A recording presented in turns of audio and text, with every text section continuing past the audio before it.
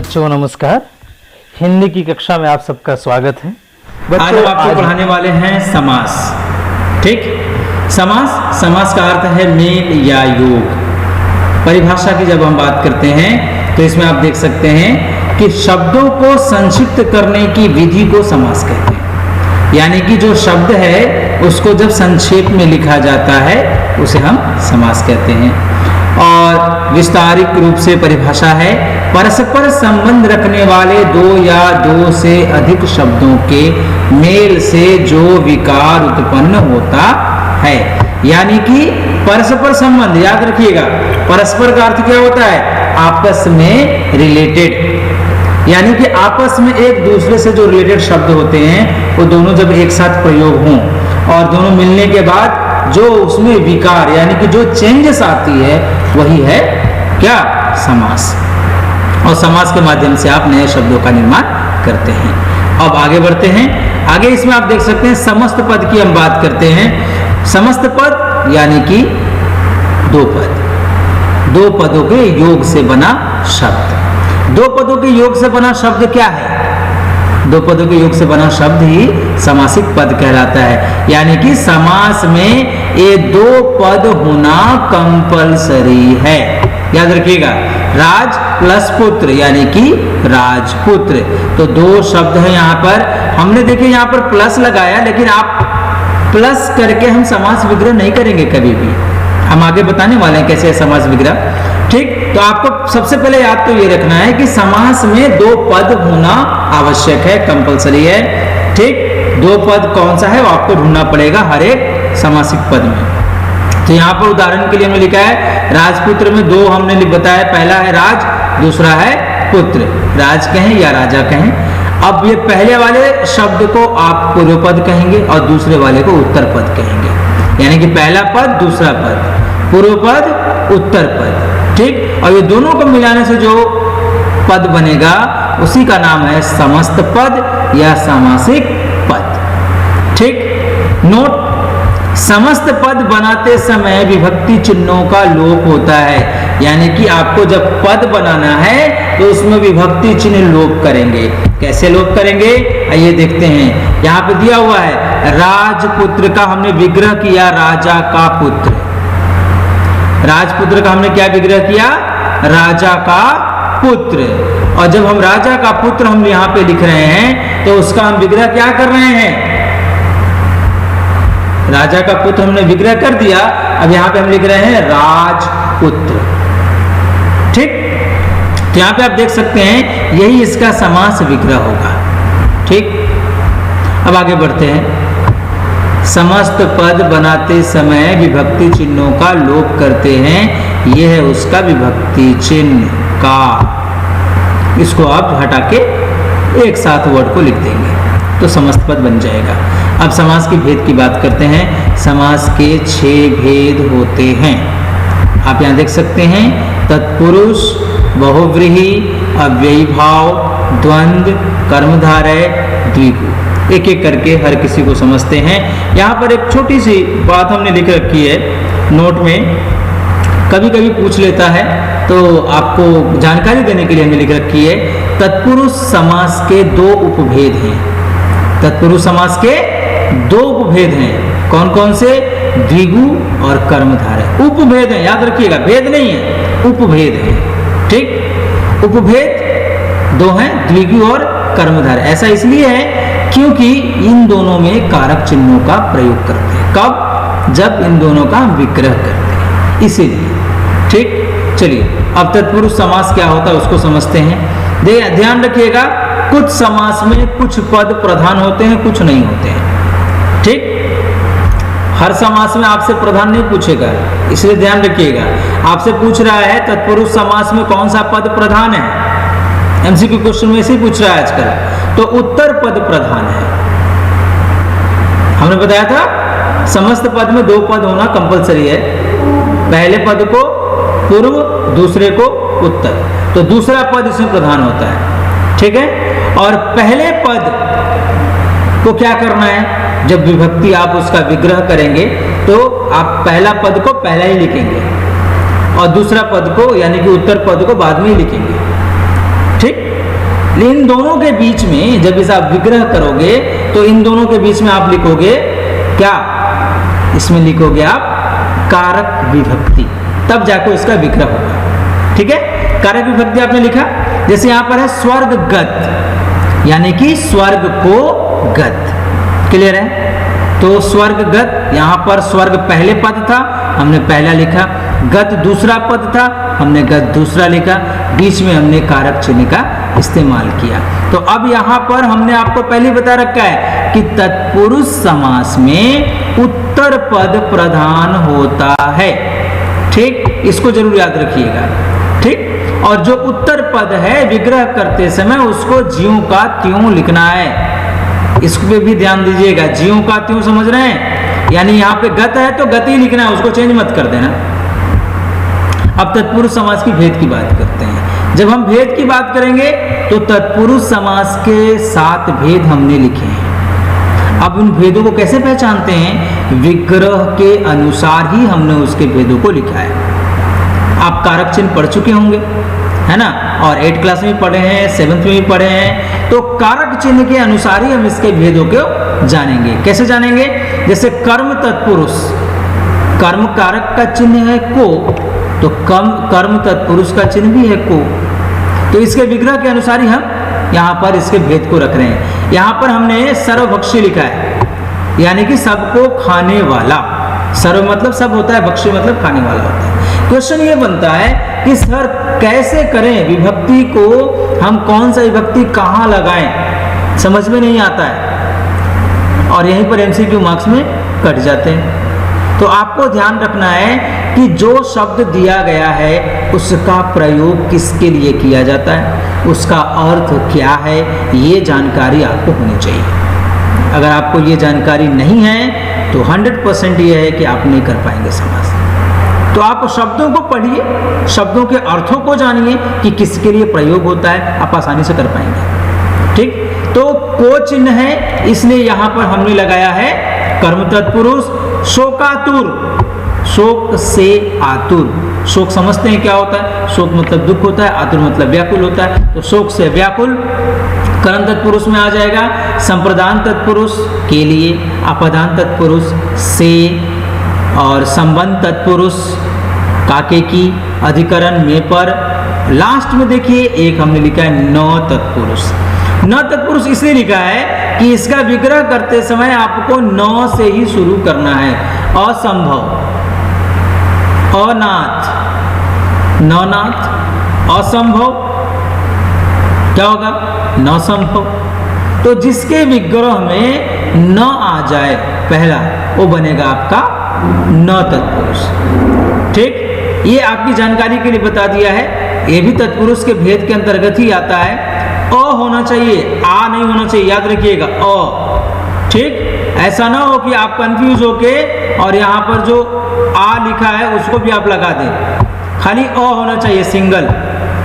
अगर आप आ लगाओगे, ये वाला आ लगाओगे, तो आ की जगह आपको क्या होना चाहिए? ये अव्ययी भाव में चला जाएगा।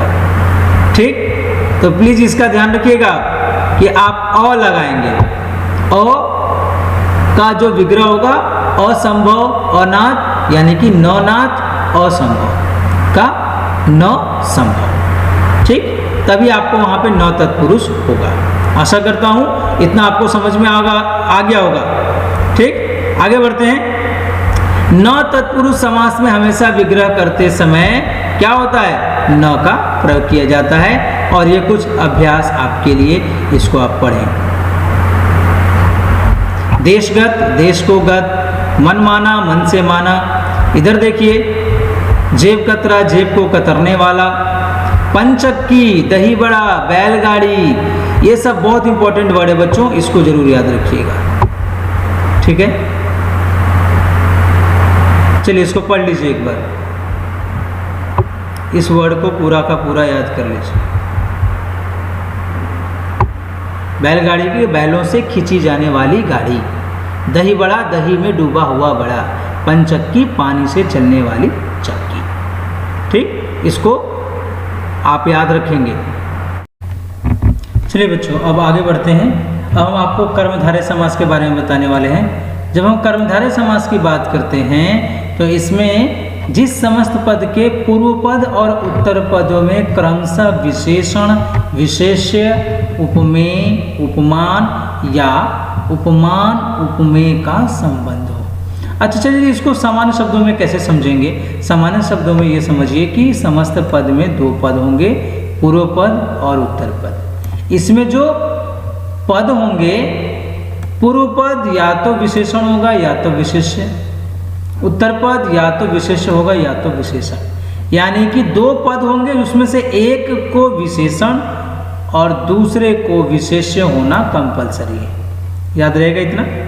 दो पद होंगे, पूर्व पद और उत्तर पद। अब उसमें से एक पद को क्या होना चाहिए, विशेषण, तो दूसरा पद होना चाहिए विशेष्य। ये होना कंपलसरी है। अब दूसरा कंडीशन में आते हैं। कर्मधारय में या तो उपमान होना चाहिए या तो उपमेय।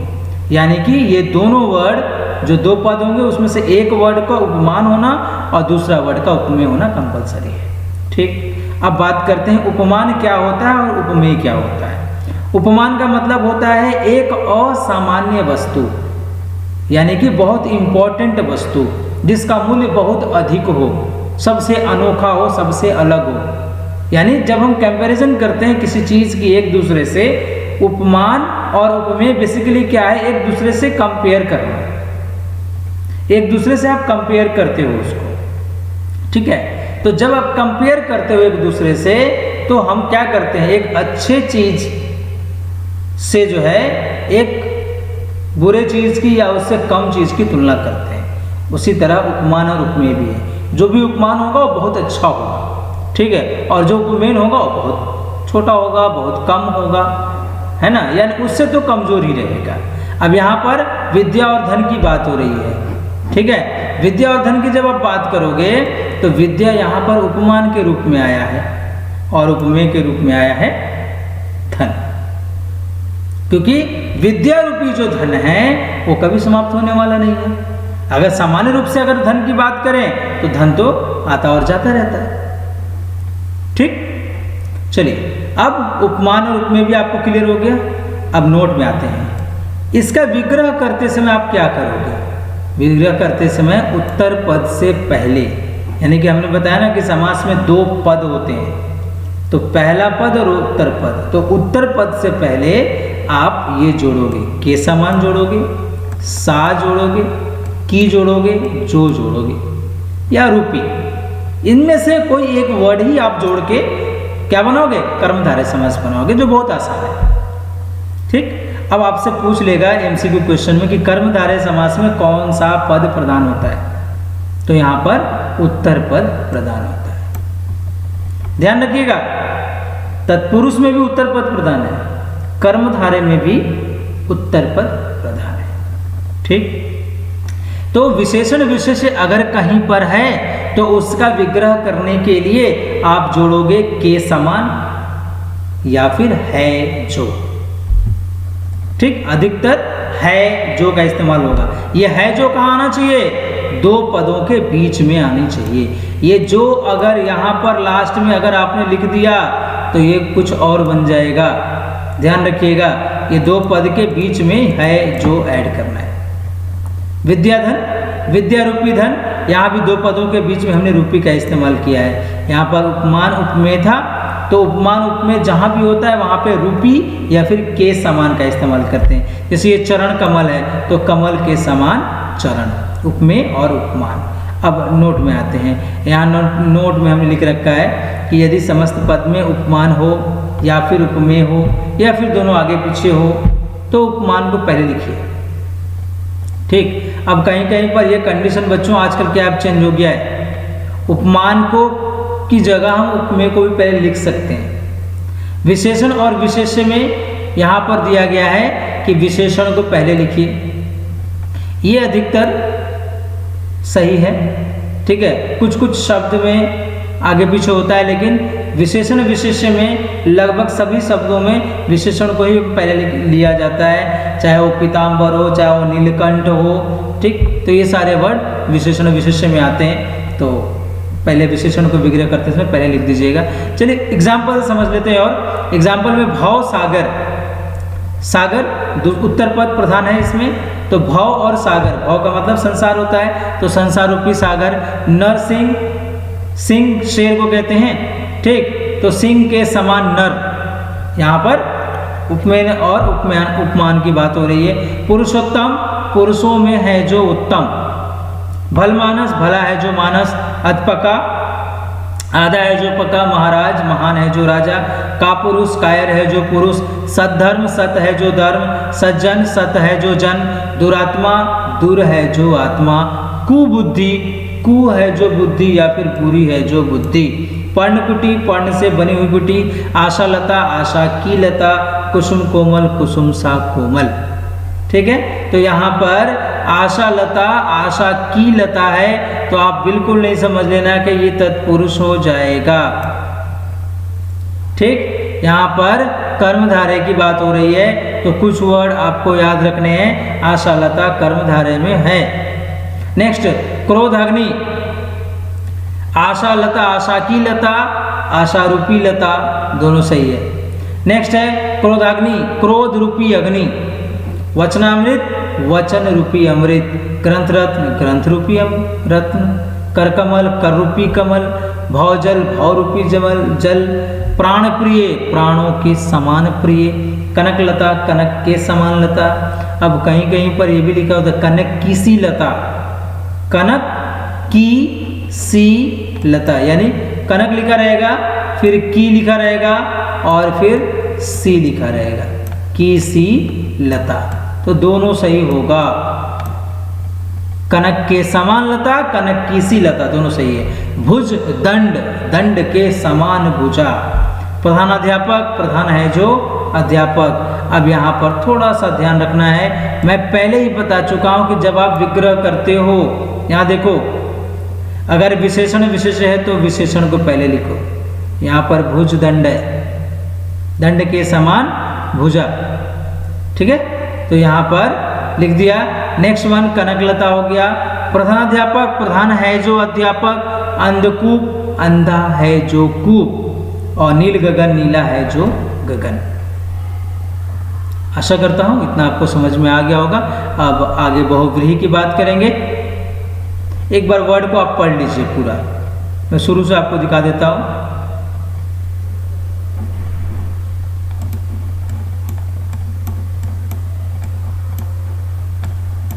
देख लीजिए, इसका स्क्रीनशॉट भी आप लेके रख सकते हैं, पढ़ने में आपको आसानी रहेगी।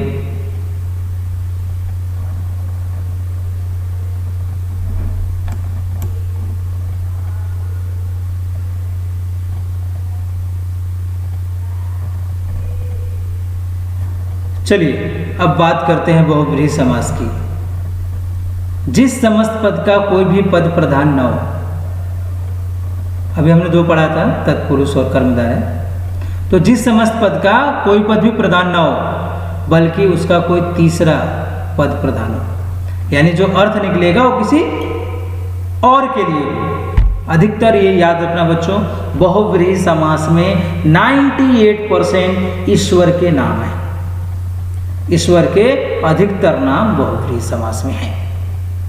लंबोदर किसको कहते हैं पता है आपको? गणेश को, गणेश जी को कहते हैं। तो लंबा है उदर जिसका, यहां पर विग्रह करते समय ध्यान रखना है कि ये जिसका, जिसकी, जैसे, जो उत्तर पद के बाद आता है, ये उत्तर पद है। उत्तर, ये जो है उदर है, ये उत्तर पद है, दूसरा पद है। देखो लंबा उदर, लंबा है, फिर लिखा उधर, फिर लिखा जिसका, यानी ये सेकंड वाला, यानी कि दूसरा पद के बाद आया वाला है। जबकि हम कर्मधारय में क्या कर रहे थे? कर्मधारय में हम ये दोनों के बीच में लिख रहे थे, इसका और इसके बीच में ये जोड़ रहे थे। अभी हमने क्या किया है को इन दोनों के बीच में जोड़कर एक वाला जो जिसका, जैसे वर्ड था हमने बाद में लिख दिया, और अर्थात गणेश। ठीक, बहुव्रीहि समझ में आ गया। बहुव्रीहि में 3 पॉइंट याद रखना है। फर्स्ट वन, कोई भी पद प्रधान नहीं, किसी तीसरा पद प्रधान होता है। सेकेंड वन, इसका जब विग्रह करेंगे तो उन विग्रहों में आपको क्या ध्यान रखना है कि इसका जो विग्रह होगा उसमें जो, जिसका, जैसे वो दूसरा पद के बाद यानी एंड में लिखना है। ये इसकी पहचान है। पहचान लिया। अब विग्रह करते समय जिसका, जिसकी, जिसके, जो, वाला, वाली, याद रखिएगा ये सब बहुव्रीहि। मृगनयन, मृग नयनों वाली, ठीक है, इसका जरूर याद रखिएगा। ये सब अंत में लगता है, यहाँ पहले लिखा हमने अंत में लगता है, तो अंत में लगता है तो अंत में ही आपको याद रखना है। ठीक, अब एक एक वर्ड समझते हैं। सुलोचना, सुंदर है लोचन जिसके, सब में देखिए एंड में लगाया हो, सुंदर है लोचन जिसके अर्थात स्त्री विशेष। मयूर वाहन, मयूर मतलब मोर होता है, यानी कि मयूर की सवारी है जिसकी अर्थात कार्तिकेय। उदार हृदय, उदार है हृदय जिसका अर्थात व्यक्ति विशेष। 10 मुख, 10 मुख वाला अर्थात रावण। श्वेतांबरा, श्वेत वस्त्रों वाली अर्थात सरस्वती। तो जब भी तीसरा पद प्रधान हो वहां पर बहुव्रीहि। इसके बाद ईश्वर के अधिकतर नाम बहुव्रीहि। इसके बाद जब इसका विग्रह करेंगे तो आप जिसका, जिसकी, जिसके, जो, वाला, वाली लगाए। याद रहेगा इतना। चलिए अब आगे बढ़ते हैं। नोट, नोट में ये लिखा हुआ है कि विग्रह करते समय आप क्या करोगे, पद के विशेष अर्थ किसके लिए प्रयोग हुआ है उसको लिखा जाना आवश्यक है। सपोज जैसे मैंने लिखा है हर किसी में अर्थात करके, तो ये जब आप लिखेंगे आंसर तब के लिए जरूरत है। अभी तो आपसे एमसीक्यू पूछने वाला है, और जब एमसीक्यू आपसे पूछने वाला है तो आप उसमें ऑलरेडी दिया रहेगा। अगर नहीं दिया है तो इससे आप पहचान लेना, एंड वाला से पहचान लेना। तो षडानन, षड मुख हैं जिसके। अब क्वेश्चन ये आता है कि सर याद कैसे रखें, तो याद वर्ड को याद करिए। षड मतलब 6 होता है, आनंद मतलब मुख होता है। आप क्लास 10th में हैं या क्लास 9th में, आपको थोड़ा बहुत शब्दों का ज्ञान तो होना चाहिए, तो उन शब्दों को सीखना पड़ेगा। आनंद का मतलब मुख होता है, षड मतलब 6 होता है, तो 6 मुख हैं जिसके अर्थात कार्तिकेय। मृगेंद्र, मृग मतलब हिरण होता है, इंद्र देवता हैं, तो मृगों का जो इंद्र है अर्थात किसको कहा जाता है, सिंह कहते हैं, शेर को कहा जाता है। मृगों का इंद्र, वैसे इंद्र भगवान का नाम है और इंद्र का मतलब राजा भी होता है। ठीक। निशाचर, निशा में विचरण करने वाला अर्थात जो राक्षस, निशा, निशा मतलब रात होता है, रात्रि में घूमने वाला। प्रधानमंत्री, मंत्रियों में प्रधान है जो। कुरूप, असुंदर रूप वाला जिसका रूप सुंदर नहीं है। ठीक। मृत्युंजय, मृत्यु को जीतने वाला अर्थात शंकर। सहस्रबाहु यानी सहस्र भाग भुजाएं हैं जिसकी अर्थात अर्जुन। सुकेशी, सुंदर केश हैं जिसके। केश मतलब बाल भी होता है, केश मतलब किरण भी होती है, तो यहाँ पर जो केश है वो किरणों के लिए है। सुकेशी, ये नया वर्ड है, इसको ध्यान रखिएगा। सुंदर केश हैं जिसके यानी सुंदर किरणें हैं जिसकी। पद्मासना, पद्म यानी कि कमल, आसन है जिसका। कौन बैठता है कमल पर, सरस्वती। दिगंबर, दिशाएं ही अंबर हैं जिसका अर्थात दिगंबर कौन है, शंकर या जैसे जैन मुनि। यानी यहाँ पर तीसरा पद प्रधान लिखना आवश्यक है, दिगंबर। अष्टाध्यायी, 8 अध्यायों वाला अर्थात पाणिनि का जो व्याकरण है उसको 8 अध्यायों में लिखा गया, इसलिए अष्टाध्यायी कहा गया और विग्रह बना 8 अध्यायों वाला। पिनाकी, पिनाक नामक एक धनुष धारण करने वाला अर्थात शिव जी जो है धनुष धारण करते हैं पिनाक नामक, तो इसलिए इसका विग्रह हमने बनाया पिनाक नामक धनुष धारण करने वाला। हमने पहले बताया कि वाला वाली जब भी लगेगा वो आपको किस में चला जाएगा, बहुव्रीहि में चला जाएगा। तो आशा करता हूँ कि आपको ये क्या कहते हैं बहुव्रीहि समास क्लियर हो गया होगा। एक बार फिर से क्विक रिवीजन। क्विक रिवीजन अभी तक जो हमने पढ़ा उसका शुरुआत से, ठीक। समास का अर्थ मेल योग, परिभाषा संक्षिप्त करने की विधि। एक और परिभाषा, परस्पर संबंध रखने वाले शब्द में जो परिवर्तन होता है। समस्त पद में 2 पद होते हैं। नोट, समस्त पद को जब बनाते हैं तो विभक्ति चिन्ह को हटाना पड़ता है। विग्रह, विग्रह करते समय विभक्ति चिन्ह लगाना पड़ता है। समास के भेद 6 भेद होते हैं और तत्पुरुष समास के उपभेद 2 होते हैं, द्विगु एवं कर्मधारय। जब हम तत्पुरुष की बात करते हैं तो तत्पुरुष समास में कारक चिन्ह का प्रयोग होता है जब उसको विग्रह करते हैं, और तत्पुरुष समास में उत्तर पद प्रधान होता है। क्लियर है इतना? आगे बढ़ते हैं। उत्तर पद प्रधान होता है तत्पुरुष समास में, याद रखिएगा। तत्पुरुष समास के 7 भेद होते हैं और उनके विग्रह के चिन्हों के आधार पर उनके भेद का नाम लिखा जाता है। ठीक, न तत्पुरुष के बारे में बताया था आपको कि न तत्पुरुष में विग्रह करेंगे तो न से शुरू होगा, असंभव न संभव। ठीक, और ये हमने आपके लिए क्या हुआ दिया हुआ था, थोड़ा उदाहरण आपको हमने लिख के यहाँ पे दिया हुआ था। ठीक, चलिए ये अगर स्क्रीनशॉट नहीं लिया है तो ले लीजिए इसका स्क्रीनशॉट ताकि आप याद रखें हमेशा। कर्मधारय की बात करते हैं तो कर्मधारय में हमने बताया था विशेषण विशेष्य, बताया था विशेषण विशेष्य होना कंपलसरी है, और फिर आपको बताया था उपमान और उपमेय होना कंपलसरी है। इसमें हमने क्या बताया, उत्तर पद प्रधान है, किसमें, कर्मधारय। ठीक, इसका विग्रह करते समय हमने बात की थी कि विग्रह करते समय के समान और रूपी कब लगाएंगे, जब उपमान और उपमेय होगा, और विशेषण विशेष्य अगर है तो उसका विग्रह करते समय आप लगाएंगे है जो। ठीक, चलिए अब इसके बाद विशेषण विशेष्य का भी कुछ एग्जाम्पल आपके सामने हमने रखे थे, और आपका कर्मधारय में उपमान और उपमेय वाला भी था, तो इसका भी ले लीजिए स्क्रीनशॉट ताकि आप अच्छे से याद रखें, पढ़ पाएं। और अभी हमने बहुव्रीहि पर चर्चा किया, तो बहुव्रीहि में बताया कि यहाँ पर तीसरा पद प्रधान होता है, न पहला न दूसरा बल्कि तीसरा, यानी इसका अर्थ दूसरे पद के लिए आता है, और इसमें अधिकतर हम ईश्वर के नाम लिखते हैं। इसका विग्रह करते समय अंत में जिसका, जिसकी, जिसके, जो, वाला, वाली जोड़े जाते हैं। ठीक, तो इसका विग्रह करते समय थोड़ा सा हमको ध्यान रखना है। ठीक, यहाँ पर एक वर्ड है पतझड़, पत्ते झड़ते हैं जिस ऋतु में, अर्थात मौसम विशेष, या फिर झड़ते हैं पत्ते जिस में, अर्थात ऋतु विशेष, दोनों में वही है। तो यहाँ पर याद रखना है पतझड़ वर्ड का क्या विग्रह होगा। अब यहाँ पर हमने आपके लिए समास विग्रह और समास पद के जो वर्ड हैं वो हमने रखे थे, इसका स्क्रीनशॉट आप ले लीजिए।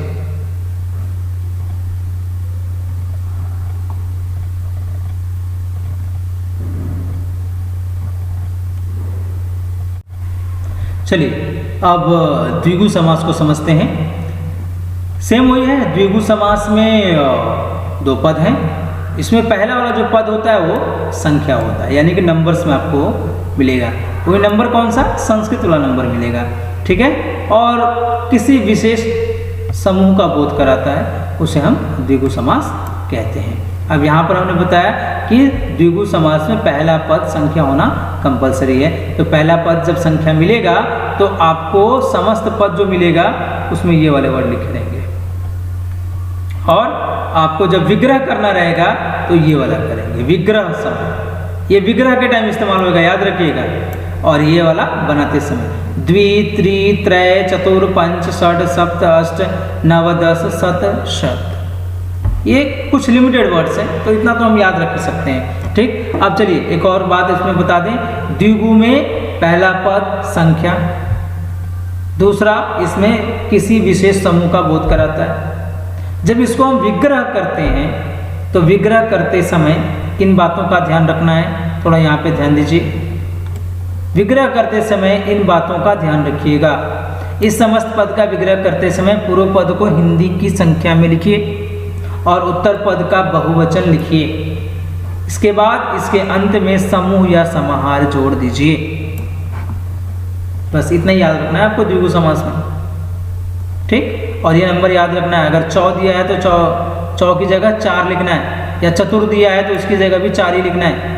यहाँ 4 दिया है तो 4 का हमने लिखा है 4 राहों का समूह, 4 चौमासा का हमने लिखा है 4 मासों का समूह, त्रिवेणी का हमने लिखा है 3 वेणियों का समूह, त्रैमास का 3 मासों का समूह, पंचतंत्र का 5 तंत्रों का समाहार, पंजाब का 5 आबों यानी नदियों का समूह। सप्तर्षि का 7 ऋषियों का समूह या 7 ऋषि दोनों सही है। अठन्नी, आजकल तो अठन्नी चलती नहीं है, लेकिन फिर भी अठन्नी यानी कि चलन में तो है, दिमाग में तो है, लोग सुना तो है सबने। अठन्नी 8 आनों का समूह, 9 निधि 9 निधियों का समूह, शताब्दी 100 सालों का समूह। तो इस तरह आप इसको याद रखेंगे। सप्त सिंधु 7 समुद्र कहें या 7 समुद्रों का समूह कहें। अष्ट सिद्धि 8 सिद्धियों का समूह। सतसई, सतसई याद रखिएगा, सतसई यानी कि 700 दोहों का समूह या 700 दोहों का समाहार, और दोपहर में 2 पहरों का समूह। ठीक, तो द्विगु समास में ज़्यादा मुश्किल आपको नहीं होगी, आप संख्या से आसानी से पहचान पाएंगे। ठीक, अब आगे बढ़ते हैं द्वंद्व समास में। ये भी बहुत आसान है। द्वंद्व समास में भी 2 पद हैं और इसमें दोनों के दोनों पद प्रधान होते हैं। ठीक, जबकि हमने द्विगु में बताया कोई पद प्रधान नहीं होता, हमने यहाँ पे लिखा ही नहीं है कुछ प्रधान के बारे में द्विगु में। ठीक, तो द्विगु में यहाँ पर प्रधान की बात नहीं है। द्विगु में बात ये होती है कि इसका पहला पद संख्या होना चाहिए। ठीक, अब द्वंद्व समास में दोनों पद प्रधान होते हैं, ये याद रखिएगा। ये दोनों समास, द्वंद्व का मतलब 2 होता है। ठीक, और 2 से अधिक शब्दों या वस्तुओं का जो जोड़ है वो द्वंद्व कहलाता है। तो द्वंद्व समास आपस में निर्देशक चिन्ह से जुड़े होते हैं। ये जो वर्ड है ये निर्देशक कहिए, योजक कहिए, उनसे ये जुड़े होते हैं। ठीक, और इनको जब विग्रह करते हैं तो आप बीच में और लगा दीजिए। इसके अलावा और क्या क्या लगा सकते हैं? और लगा सकते हैं या, अथवा, तथा। यानी कि इसमें जो वर्ड होते हैं द्वंद्व समास में, या तो एक दूसरे के अपोजिट होंगे, सुख और दुख, या तो एक दूसरे के अपोजिट होने के साथ साथ दोनों समान वर्ग के होंगे। रुपया पैसा समान वर्ग, सेम वर्ग के होंगे दोनों। ठीक, तो दोनों जब हम बात करेंगे द्वंद्व की, तो विग्रह करते समय आप सब में और लगा दीजिए या तथा लगा दीजिए, अगर कुछ भी याद नहीं आ रहा है। अगर आपको याद है, समझ में आ रहा है, तो थोड़ा सा एक चीज का ध्यान रखिएगा कि यदि आपसे पूछा गया हल्का भारी, तो कंडीशन है ना, वहां पर कंडीशन है, तो समास के में जब विग्रह करेंगे तो और तो नहीं लगा सकते, या लगाना पड़ेगा। अब या की जगह कोई बच्चा ये कहता है कि नहीं मैं तो अथवा लगाऊंगा, तो लगाइए अथवा, दोनों का मीनिंग एक है, या लगाइए या फिर अथवा लगाइए। तो कंडीशन जहां पर होगा वहां पर थोड़ा सा आपको ध्यान रखना है, चेक करना है कि क्या है। अगर समान वर्ग है तो और लगा दीजिए, एक दूसरे का विलोम है तो और लगा दीजिए। अब वो वहां पे कंडीशन वाली बात हो गई तो वहां पर या लगा दीजिए, अथवा लगा दीजिए, कोई दिक्कत नहीं है। तीनों तरीके से वो सही हो जाएगा। या लगाइए, अथवा लगाइए और लगाइए। ध्यान रखिएगा, या और अथवा जब आप लगाओगे तो कंडीशन वाला में लगाना। अगर आपको नहीं समझ में आ रहा है तो आप और लगा दीजिए, बिल्कुल सही हो जाएगा। अब यहाँ पर लिखने वाली बात ही नहीं है, यहाँ पर तो एमसीक्यू वाली बात है। तो एमसीक्यू वाली बात में तो आपको ये तीनों चीज़ों का ध्यान रखना पड़ेगा। ठीक है, एमसीक्यू अगर दिया है तो तीनों चीज़ों का ध्यान रखना पड़ेगा। और सबसे अच्छा तरीका है, समास अगर पहचाननी है आपको तो आप उसका पहले विग्रह जानिए, बिना विग्रह जाने आप समास के भेद न करें, नहीं तो गड़बड़ होने की संभावना रहती है। ठीक है, आगे बढ़े। चलिए, यहाँ पर उदाहरण हमने लिख रखे हैं आपके लिए द्वंद्व समास के। सब में इसकी पहचान एक तो ये है कि निर्देशक चिन्ह जुड़ा होगा, ठीक, और दूसरा ये होगा कि उसका विग्रह करते समय और, तथा, या, अथवा लगा होगा। ठीक, इसका स्क्रीनशॉट आप ले लीजिए ताकि आप इसको एग्जाम के टाइम में याद कर सकें, थोड़ा समय मिले तो उसको रिवाइज कर सकें। ठीक, ये कुछ अभ्यास हैं आपके लिए। वीडियो को थोड़ा सा आप आगे पीछे करके ध्यान से देखेंगे तो आपको हर चीज़ें क्लियर हो जाएंगी। मैंने इसमें हर चीज़ आपको धीरे धीरे भी बता रहा हूँ। मैंने एक बार क्विक रिवीजन भी आपको दिया था। चलिए, ले लिया आपने। चलिए आगे बढ़ते हैं। अब अव्ययी भाव समास की बात करते हैं। अव्ययी भाव समास फटाफट बताएंगे थोड़ा हम आपको। अव्ययी भाव समास इसलिए कि अव्यय पहला पद होना चाहिए, इसमें दिया है पहला पद अव्यय होना चाहिए और अर्थ प्रधान होना चाहिए, यानी जो अव्यय वर्ड है उसका अपना एक अर्थ होना चाहिए, वही अव्ययी भाव समास है। यहाँ कौन सा पद प्रधान होता है नहीं पूछा गया है, नहीं दिया गया है। ठीक, तो जब किसी का पहला पद अव्यय हो तो क्या होगा, अव्ययी भाव समास होगा। क्लियर है इतना। अब यहाँ पर हमने लिख रखा है अव्यय क्या होता है। कुछ बच्चों को पता नहीं रहता है कि अव्यय कहते किसको है, क्या होता है अव्यय। तो अव्यय एक वर्ड है, ऐसा वर्ड जिसमें कोई चेंजेस संभव नहीं है। ठीक है, कोई चेंजेस संभव नहीं है। फॉर एग्जाम्पल, बच्चा ये पूछता है कि सर एग्जाम्पल दे दीजिए। एग्जाम्पल इसलिए है उसमें लिंग, वचन, पुरुष, कारक अनुसार कोई परिवर्तन नहीं होगा। एग्जाम्पल सुनना है।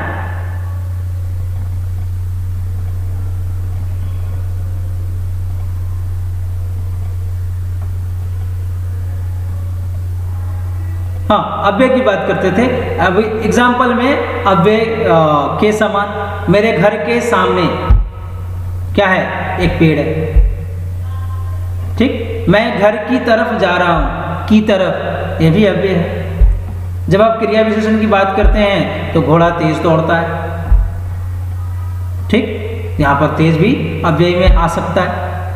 तो जो चीज किसी में चाहे पुल्लिंग हो चाहे स्त्रीलिंग हो, सेम लिखा जाए तो अव्यय में आता है। हाँ, बात करते हैं अव्ययी भाव समास, यानी कि पहला पद अव्यय है। सिंपल है, कुछ सिंपल अव्यय आपके सामने मैं रख रहा हूं। पहले की यथा है, यथाशक्ति, यथा का अर्थ क्या होता है, के अनुसार। तो इसलिए इसका विग्रह जब हमने किया तो लिखा है शक्ति के अनुसार। यहाँ पर नोट में ध्यान रखिएगा कि जब किसी शब्द का पहला पद अव्यय हो, पूरा शब्द अव्यय बन जाता है। और अव्ययी भाव समास में जो पद होते हैं वो क्रिया विशेषण अव्यय होते हैं। ठीक, इस समस्त का जब विग्रह करेंगे तो शुरुआत में उत्तर पद से करते हैं। शुरुआत में उत्तर पद से करते हैं। ये उत्तर पद है, शक्ति, उत्तर पद लिख दिया। और यथा का जो मीनिंग है वो लिखते हैं। इसलिए हमने यहाँ पे लिखा है कि आप उत्तर पद से शुरू करिए उसका विग्रह, और अंत में पूर्व पद को नहीं लिखिए बल्कि उसके अर्थ को लिख दीजिए। तो हमने अर्थ लिखा है ना यहाँ पर, शक्ति यथा का के अनुसार। और अंत में एक्स्ट्रा और जोड़िए बोल रहे हैं। क्या जोड़ना है, यही जोड़ना है। ठीक है, के अनुसार, के बिना, तक, भर, के सामने, पल भर के, में, हुआ, हो सके, सहित आदि का प्रयोग आपको करना है। इस समस्त पद का जब अव्ययी भाव समास का जो दिया हुआ है, इस समस्त पद के विग्रह की शुरुआत उत्तर पद से करिए और अंत में पूर्व पद को नहीं बल्कि उसके अर्थ को लिखिए। और अर्थ को लिखने के बाद अधिकतर उसके अंत में क्या वर्ड इस्तेमाल होता है, के अनुसार, के बिना, तक, भर, के सामने, पल भर, के, में, हुआ, हो सके, सही, ये सारे वर्ड इस्तेमाल होते हैं। ठीक, इसका उदाहरण हमने आपके लिए लिख रखे हैं। इसका भी स्क्रीनशॉट आप ले लीजिए ताकि आप इसका अभ्यास कर सकें। आजीवन हमने दूसरे पद से कहा था शुरू करो। इसका जो दूसरा पद जीवन, जीवन भर, आजन्म, जन्म भर, आमरण, मरण तक या मरने तक, आसमुद्र, समुद्र पर्यंत या समुद्र तक, आरक्षण यानी कि रक्षित किया हुआ, आपूर्ण भरा हुआ, आ जानू, जानू मतलब घुटना होता है तो जानू तक, घुटनों तक, प्रतिदिन, हर दिन, प्रतिमास, हर मास, प्रतिक्षण, हर क्षण, प्रतिपल, हर पल, प्रतिवर्ष, हर वर्ष, प्रत्येक, एक एक। ठीक, उसी तरह आगे बढ़ते हैं। प्रत्यक्ष, आंखों के सामने, परोक्ष, आंखों के पीछे, भरसक, पूरी शक्ति से, भरपेट, पेट भरकर, भरपूर, पूरा भरा हुआ, बेखटके, बेशक, बेसुध, बेमतलब, बेवजह। इसको आगे पीछे आप कर सकते हैं। कोई शुद्ध के बिना लिख सकता है, कोई बिना शुद्ध के लिखता है, दोनों सही है। ठीक, चलिए इसका स्क्रीनशॉट ले लीजिए। हो गया, आगे बढ़ते हैं। अब इसके आगे हमने कुछ और वर्ड आपके लिए लिख रखे हैं अव्ययी भाव समास के ही। थोड़ा सा ये डिफरेंट वर्ड इसलिए लिखा है क्योंकि आजकल ये एग्जाम में पूछा जा रहा है। रातों रात एक ही वर्ड का रिपीटेशन है इसमें। रात ही रात में, दिनों दिन, दिन ही दिन में, कानों कान, कान ही कान में, हाथों हाथ, हाथ ही हाथ में, बीचों बीच, बीच ही बीच में, सच सच, बिल्कुल सच। एक वर्ड का 2 बार रिपीटेशन अव्ययी भाव समास कहलाता है। साभार, आभार सहित, आपूर्ण, भरा हुआ। ये वर्ड को बच्चों याद रखिएगा, इसका स्क्रीनशॉट आप ले लें। ठीक, अनुक्रम क्रमानुसार, अनुरूप रूपानुसार, अनजाने बिना जाने, द्वार द्वार, हर एक द्वार, सादर आदर सहित। अब यहाँ थोड़ा देखिएगा, निसंदेह संदेह बिना, संदेह के बिना या संदेह रहित, यथामति मति के अनुसार, यथा विधि विधि के अनुसार, यथा शीघ्र जितना शीघ्र हो सके, यथोचित जो उचित हो सके। आप देखिए सब में यथा है, लेकिन जब इसका विग्रह किया तो सब डिफरेंट डिफरेंट है। इन सब चीज़ों को थोड़ा सा आप ध्यान रखेंगे। यथा सामर्थ्य सामर्थ्य के अनुसार, यथा संभव जो संभव हो सके, यथा समय समय के अनुसार, आज्ञा अनुसार आज्ञा के अनुसार। ठीक, आशा करता हूँ ये अव्ययी भाव समास भी आपका क्लियर हो गया होगा। ठीक, अब एक एक करके दोनों में थोड़ा डिफरेंस आपको बता दूं। क्विक रिवीजन, समास के 6 भेद। पहला भेद तत्पुरुष, तत्पुरुष में उत्तर पद प्रधान होता है, और उत्तर पद जब प्रधान होता है तो उसका जब विग्रह करेंगे तो बीच में हम कारक चिन्ह लगाते हैं। क्विक रिवीजन दे रहा हूं बच्चों, ध्यान रखिएगा, ध्यान से सुनिए। समास संक्षिप्त करने की विधि, दो पदों का मेल, समस्त पद दो पदों को एक साथ जोड़कर लिखना, समास विग्रह उनमें अलग करके विभक्ति चिन्हों का प्रयोग करना, समास के 6 भेद, तत्पुरुष, बहुव्रीहि, अव्ययी, द्वंद्व, कर्मधारय, द्विगु। ठीक, द्विगु के इसके बाद इसमें दिया तत्पुरुष के उपभेद, दो उपभेद, द्विगु, कर्मधारय। तत्पुरुष में उत्तर पद प्रधान है, विग्रह करते समय कारक चिन्ह लगाना है, समस्त पद बनाते समय कारक चिन्ह को हटा देना है। ठीक, तत्पुरुष समास के जब हम भेद की बात करते हैं तो तत्पुरुष समास के 7 भेद हैं। कर्म, करण, संप्रदान, अपादान, संबंध, अधिकरण, न, ये उसके विग्रह के आधार पर है, तो विग्रह के अनुसार उसके भेद को पहचान लीजिएगा। आगे बढ़ते हैं, ये कुछ अभ्यास आपके लिए था। कर्मधारय की बात करते हैं, कर्मधारय में उत्तर पद प्रधान होता है, इसमें विशेषण विशेष्य होता है, इसमें उपमान उपमेय होता है। उपमान वो होता है, वह वस्तु उपमान कहलाता है जो बहुत ही अनोखा, सबसे अलग, बहुत इंपॉर्टेंट हो। नेक्स्ट, बहुव्रीहि में बताया था, इसमें न पहला न दूसरा कोई तीसरा पद ही इसमें प्रधान होता है, और इसमें अधिकतर ईश्वर के नाम लिखे जाते हैं, और इसके विग्रह में जिसका, जिसकी, जो, वाला, वाली अंत में लगाई जाती है। ध्यान रखिएगा इसका। इस बार आपको चेक करना है तो एक बार चेक कर सकते हैं बहुव्रीहि। ठीक, आगे बढ़ते हैं। द्विगु समास में बता दिया, संख्या है, पहला पद संख्या है। ठीक, इसका विग्रह करते समय है तो जो पद है उसमें जो दिया हुआ है, जैसे 9 और रत्न है तो 9 मतलब तो संख्या आपने 9 लिख दिया, और रत्न दूसरा पद हो गया तो इसका बहुवचन आपको लिखना है, और एंड में का समूह आपको जोड़ना है या फिर का समाहार जोड़ना है। नेक्स्ट है द्वंद्व समास। द्वंद्व समास में दोनों पद प्रधान होते हैं, याद रखिएगा। आपसे ये बार बार पूछा जाएगा कि किस समास में दोनों पद प्रधान होते हैं, तो द्वंद्व समास में दोनों पद प्रधान होते हैं। या और अथवा लगाने के लिए कंडीशन का ध्यान रखना है। अगर कोई एक मतलब 2 चीज़ है तो कोई अगर एक ही चीज़ हो सकती है, हल्का भारी है, ठीक है, रात दिन है, हाँ, राजा रंक है, तो कोई एक चीज़ अगर कंडीशन वाला हो तो वहाँ पे या लगा सकते हैं, अथवा लगा सकते हैं। ठीक है, अगर ये दोनों आप भूल गए तो और सब जगह लगा सकते हैं। और अगर MCQ है तो MCQ में थोड़ा सा आपको ध्यान लगा के करना है। चलिए, द्वंद्व भी आपने पढ़ लिया। अब अव्ययी भाव की बात करते हैं। अव्ययी भाव ने बताया कि इसमें पहला पद अव्यय होना चाहिए, और यही इसकी पहचान है। अव्यय में कुछ कुछ वर्ड हैं, यथा है, आ है, ठीक है, भर है, ये सब कुछ वर्ड हैं जो अधिकतर इससे बनते हैं, तो आप याद रख सकते हैं। हमने यहाँ पे बात किया कि अव्यय, अगर अव्ययी भाव समास है उसका विग्रह करना है तो विग्रह की शुरुआत उत्तर पद से करिए, ठीक है, और करने के बाद जो पूर्व पद था उसका अर्थ लिख दीजिए। लिखने के बाद उसके अंत में अधिकतर हम इन सारे शब्दों को जोड़ते हैं जो यहाँ पर आपको दिख रहा है। ठीक है, ये दिख रहा है सारा वर्ड, ये सब हम जोड़ते हैं। चलिए, ये उदाहरण था आपके लिए। अब आगे दोनों में अंतर, ये वाला जो वर्ड दिया था इसको जरूर याद कर लीजिएगा। ठीक, अब आगे क्या है, कंपैरिजन करते हैं कर्मधारय और बहुव्रीहि में। यानी एक वर्ड में क्या 2 समास हो सकते हैं? बिल्कुल हो सकते हैं। एग्जाम में आपको अगर इस तरह पूछा गया एक वर्ड देखिए बताइए कौन सा समास है, तो उसमें ध्यान रखना उसका विग्रह करके समझिएगा। अगर आपको देगा तो ऐसा वर्ड देगा जो एक ही में आएगा। ठीक है, जैसे पीत के समान, अंबर कर्मधारय है, और इसी को हमने बताया अंबर है पीत है अंबर जिसका, तो इसका हमने क्या बना दिया, पीत है अंबर जिसका हमने लिख दिया उसको, अर्थात श्री कृष्ण। ठीक, नीलकंठ, नीला है कंठ जिसका, और उसका जब बहुब्रीहि बनाना था तो हमने लिखा नीला है कंठ जिसका। ठीक, तो इस तरह आप उदाहरण बहुब्रीहि और कर्मधारय में अंतर को आप समझ पाएंगे। कमल नयन, कमल नयन, महावीर, ये सारे वर्ड जो है आपको डिफरेंस आसानी से इसमें समझ में आ जाएगा। सेम कंडीशन द्विगु और बहुब्रीहि का भी है। द्विगु और बहुब्रीहि में कंडीशन ये है बच्चों कि अगर आपने संख्या के आधार पर यानी का समूह या का समाहार लगा दिया तो ये आपका बन जाएगा द्विगु, और अगर आपने 8 है अध्याय जिसके जिसका लगा दिया तो बन गया बहुब्रीहि। अब इसी पर डिपेंड करता है कि आप उसका विग्रह कैसे लिखते हैं।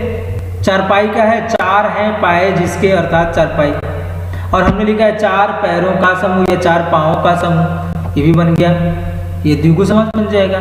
त्रिफला का 3 है फल जिसमें, या फिर 3 फलों का समाहार। अगर आप 3 फलों का समाहार लिखेंगे तो द्विगु में चला जाएगा, और इसका लिखेंगे 3 है फल जिसमें तो चला जाएगा आपका किसमें, त्रिफला, बहुब्रीहि में।